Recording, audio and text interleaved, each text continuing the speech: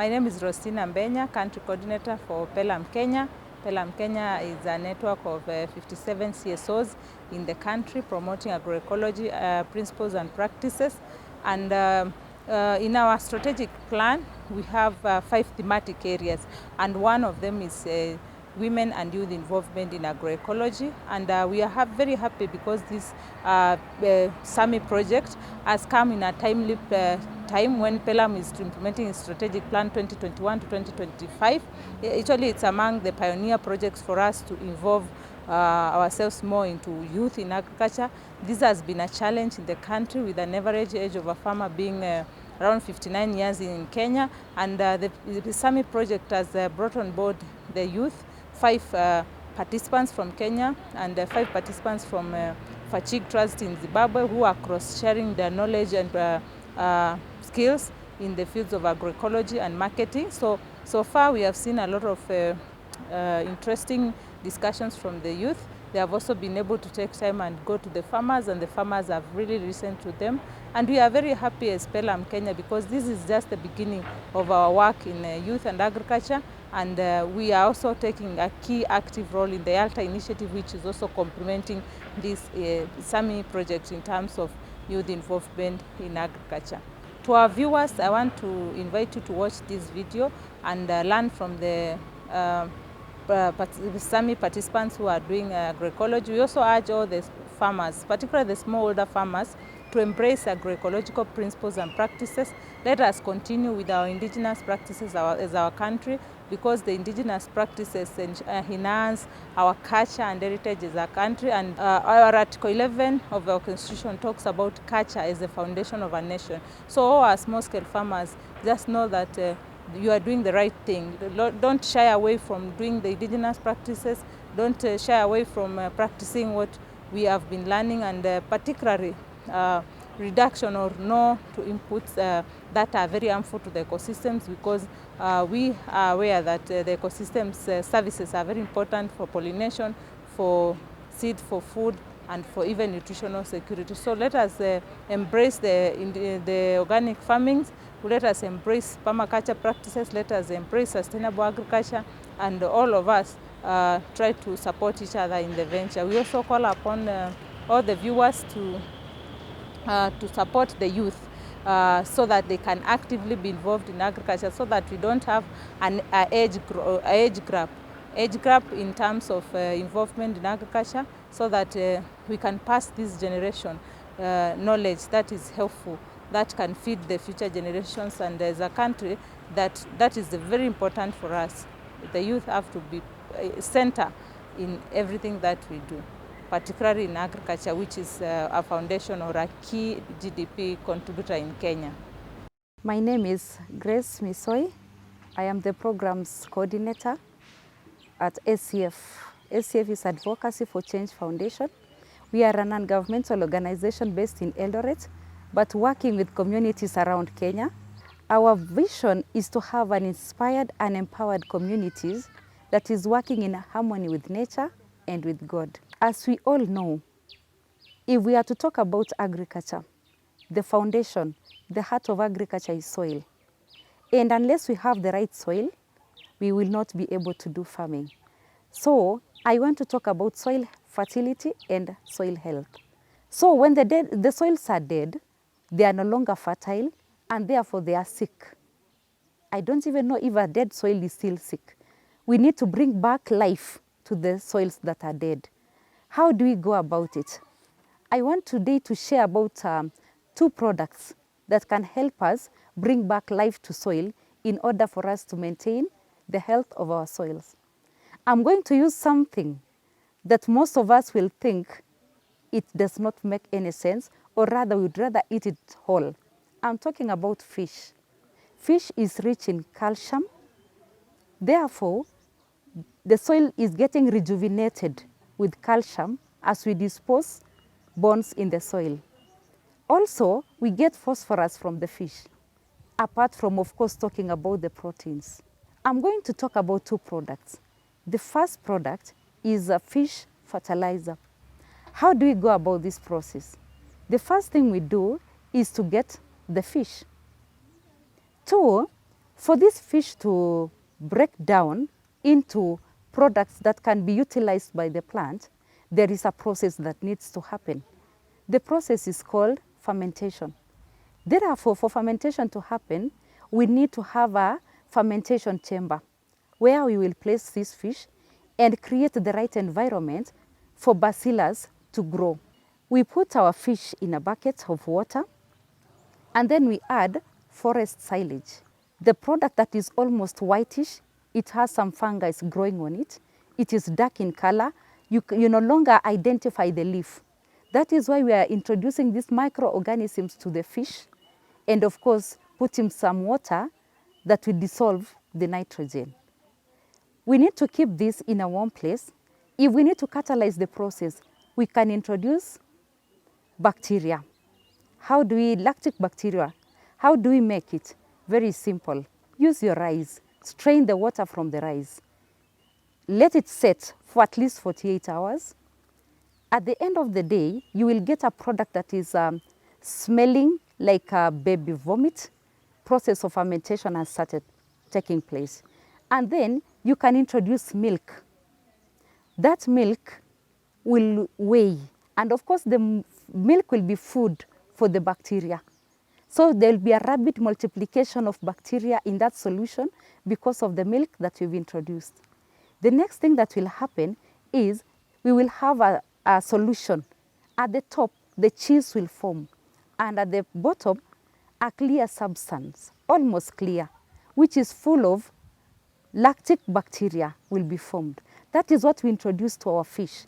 So we already have a concoction of our fish and the forest silage. Now we are introducing lactic bacteria. To that point, we need to close our container tightly so that there is no air getting into the bucket. But at the same time, there will be gases forming during the fermentation process. We need to release these gases. How do we do this? We introduce a hose pipe getting to the container. It could be a bucket, it could be a barrel, or even a drum, depending on the quantities that you want to produce. That hose pipe will get into a bottle with water. The water will allow the gas come out, but at the same time, close the passage. No air from outside will get into the barrel. At the end of 3 months, from 3 months, we shall be able to use our fish fertilizer. How do you use that fish fertilizer? Very simple. Ratio is 1 to 3. So if you get 1 part of our solution, you add to 3 parts of water. It could be liters, it could be buckets. So the ratio is 1 to 3. And you will see the changes. As I said before, this is a power charge of nutrients getting to the soil and getting to our plants. You can spray it directly to the crops or drench in the soil. That is our product. I also want to introduce another product. 3 months could be a lot of time, especially the fertilizers are getting expensive every day, and farmers at times decide to plant without using any fertilizer. So to rescue your crops, you can do the same fertilizer, but now make the process shorter, make the process faster, so that you're able to get the right product and use it when you need it. I'm now introducing a product called fish hydrolysate. The name could be complicated. Yes, the name could be complicated, but it is a very simple product. What do we do? The process is almost the same. We need a fermentation chamber, like I explained before. We need fish. This time round, we need to feed the microbes, the microorganisms, the algae, the bacteria that will help us in breaking down the proteins in the fish to amino acids. For this to happen, we need to introduce some molasses or sugars that will help us in feeding the microbial life for it to be able to break the proteins down. We also need the bacteria. We are using lactic bacteria acid that I introduced before. The process is simple. You can use your blender to blend the fish. Basically what we are doing is breaking down the fish. So as we break down the fish, We can use a blender, we can use a meat mincer, and eventually what will happen is we will have a solution, a gel-like solution of fish.